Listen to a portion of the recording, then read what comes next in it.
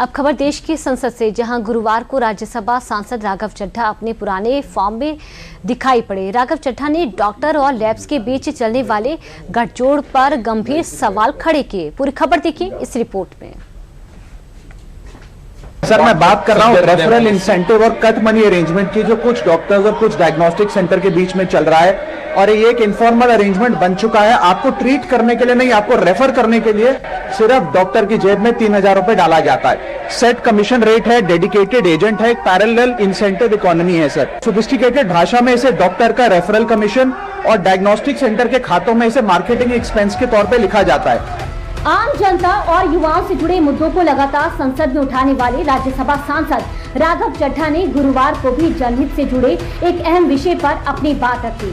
उन्होंने स्वास्थ्य क्षेत्र से जुड़े गंभीर मुद्दे को सदन में उठाते हुए कुछ डॉक्टर्स और डायग्नोस्टिक सेंटर्स, पैथोलॉजी लैब के बीच कथित कट मनी या रेफरल कमीशन की व्यवस्था पर चिंता जताई।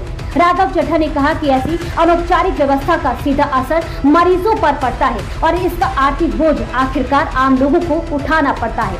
आइए जानते हैं कि उन्होंने सदन में इस बारे में और क्या क्या कहा है।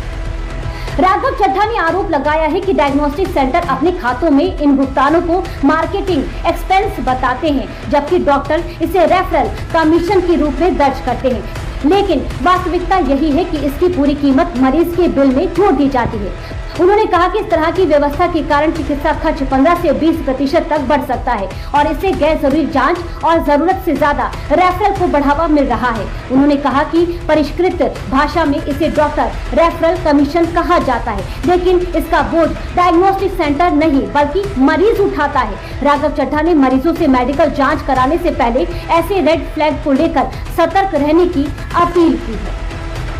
राघव चड्ढा के इस मुद्दे ने चिकित्सा क्षेत्र में नैतिकता से जुड़े पुराने सवालों को फिर से सामने लाकर खड़ा कर दिया है। पूर्व मेडिकल काउंसिल ऑफ इंडिया और मौजूदा नेशनल मेडिकल कमीशन के नियमों के अनुसार फीस साझा करने या रेफरल के बदले कमीशन लेना देना प्रतिबंधित है। ऐसे मामलों में डॉक्टर्स पर निलंबन जैसी अन्य अनुशासनात्मक कार्रवाई भी की जा सकती है। चड्ढा के बयान के बाद एक बार फिर ये मांग उठ रही है कि मरीजों का इलाज किसी व्यवसायिक लाभ की बजाय उनकी जरूरत के आधार पर हो और नियमों का उल्लंघन करने वालों पर सख्त कार्रवाई भी की जाए।